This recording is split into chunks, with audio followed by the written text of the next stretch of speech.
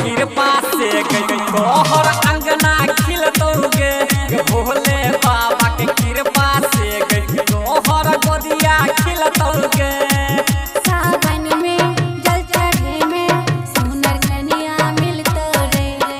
सावन में जल चढ़े में सुनर कन्या मिलतो रे। हाँ कन्या मिलतो रे। भोले बाबा के कृपा से अंगना में फूल खिलतो रे।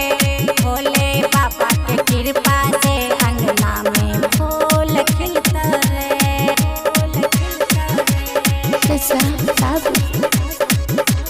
निजाम बाबू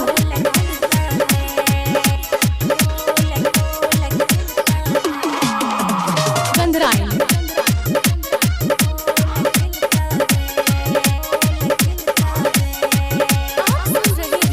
शिवानी रिकॉर्डिंग स्टूडियो की शानदार पहले सोमवारी के तू जइह चले ठारे बाबा जे तो तोरा दुनू जोड़ा लाले।